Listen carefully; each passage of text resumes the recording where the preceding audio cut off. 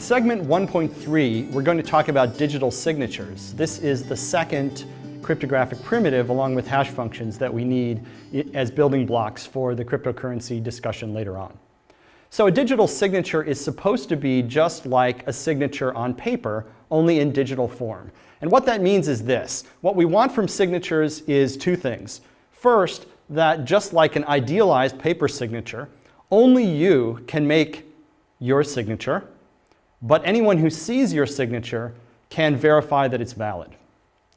And then the second thing you want is that the signature is tied to a particular document so that somebody can't take your signature and snip it off one document and glue it onto the bottom of another one. Because the signature is not just a signature, it signifies your agreement or endorsement of a particular document. Okay, so the question is, how can we build this in a digital form using cryptography? So let's get into the nuts and bolts. Here's an API for digital signatures. There are three operations that we need to be able to do. The first one is we need, in the beginning, to be able to generate keys. And so we have a generate keys operation, and we tell it a key size. How big in bits should the keys be? And this produces two keys, SK and PK. SK will be a secret signing key. This is information you keep secret that you use for making your signature. And PK is a public verification key that you're going to give to everybody and that anybody can use to verify your signature when they see it. Okay. The second operation is the sign operation. So the sign operation, you take your secret signing key and you take some message that you want to put your signature on, and it returns sig, which is a signature. It's just some string of bits that represents your signature. And then the third operation is a verify that takes something that claims to be a valid signature and verifies that it's correct. It takes the public key of the signer, it takes the message that the signature is supposedly on, and it takes the supposed signature. And it just says yes or no, is this a valid signature? Okay, so these three operations, these three algorithms constitute a signature scheme. And I'll note that the first two can be randomized algorithms. The verification won't be, it will always be deterministic. And in fact, if you think about it, generate keys had better be randomized because it ought to be generating different keys for different people. Okay, so the requirements for the signatures at a slightly more technical level are the following two requirements. First of all, that if a signature is, that valid signatures will verify. If a signature is valid, that is, if I sign a message with SK, with my secret key, that if someone then later tries to validate that using my public key and the same message, that will validate correctly. So this says that that signatures are useful at all. But then the second thing you want is that it's impossible to forge signatures. That is, an adversary who knows your public key, who knows your verification key, and gets to see signatures on some other messages, can't forge your signature on some message that he wants to forge it on. And in order to explain this property in a little bit more detail, it's normally formulated in terms of a sort of game that we play with an adversary. So the game, I'll depict it here with this diagram.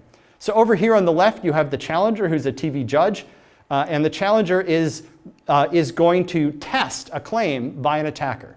The attacker claims that he can forge signatures, and we're going to test that claim, and the judge will pass judgment on it. The attacker here, this guy is actually Whit Diffie, who is one of the inventors of digital signatures, of the concept of digital signatures, and a distinguished cryptographer, so I thought I'd let him play the attacker role here.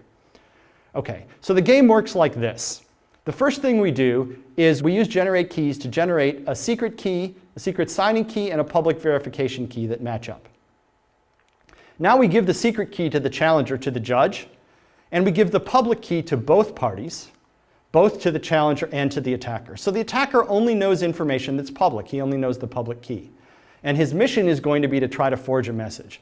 The challenger knows the secret key, so he can make signatures. Right? Now, if you think about a real-life application, and a real-life attacker would be able to see valid signatures from their would-be victim on a number of different documents. And maybe the attacker could even manipulate the victim into signing innocuous-looking documents, if that's useful to the attacker. So in our game, we're going to allow the attacker to get signatures on some documents of his choice. And we see that in the diagram like this. The attacker is going to send over a message M0 to the challenger, and the challenger is going to sign that message and send the signature back. The attacker can look at that, scratch his head a little bit, and send over another message, M1. The challenger will sign that. And we do that for as long as the attacker wants. The attacker can send over any sequence of messages he wants and get signatures on them. Once the attacker is satisfied that he's seen enough signatures, and we're going to let him see only a plausible number, then he's going to pick some message M that he wants to forge a signature on, and he's going to try to forge a signature. And of course, there's a rule that says that this M, this message that he's trying to forge a signature on, isn't one of the messages that he's already seen. Because it would be really easy for him to send over a valid signature on M0. I mean, we sent him a valid signature on M0 earlier. So he's going to pick some other message that he hasn't seen a signature for already, and he's going to send over what he claims is a signature on that message. And then the question is, can he succeed? So the challenger is going to run the verify algorithm, use the public verification key and on that message and the signature that the attacker provided, and is going to check whether it verifies. And if it does verify, if this returns true, then the attacker wins. The attacker has forged a message. And so this game is what we use to define what it means for a digital signature scheme to have the unforgeability property. And if we want to get really precise, what we say is that the attacker's probability of winning this game is negligible, and that that's true no matter what algorithm the attacker is using. In other words, we're going to say that the signature scheme is unforgeable if, no matter what algorithm the attacker is using, the attacker has only a negligible chance of successfully forging a message. And if we have that property together with the much easier property that valid messages verify, then we have a digital signature scheme that is suitable. Okay. Now, there's a bunch of practical things that we need to do to turn that algorithmic idea into a more practically implementable signature mechanism. For example, the algorithms we talk about are randomized, at least some of them will be, and so we need a good source of randomness. And the importance of this really can't be underestimated. Band randomness will sink you, your algorithm will be insecure. And I'll just point out here that attacks on the source of randomness are a favorite trick of intelligence agencies, and those are the people who know what kinds of attacks are likely to be successful. In practice, there's a limit on the message size that you're able to sign because real schemes are going to operate on bit strings of limited length.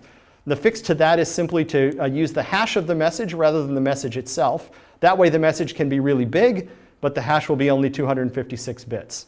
And because hash functions are collision-free, it's safe to use the hash of the message as the input to the digital signature scheme rather than the message. And by the way, a fun trick, which we'll see used later, is that you can sign a hash pointer. And if you sign a hash pointer, then the signature covers or protects the whole structure. Not just the hash pointer itself, but everything it points to and everything it points to. For example, if you were to sign the hash pointer that was at the end of a blockchain, the result is that you would effectively be digitally signing the entire contents of that blockchain. That's a useful trick that we'll see used later. Okay, now let's get into the nuts and bolts.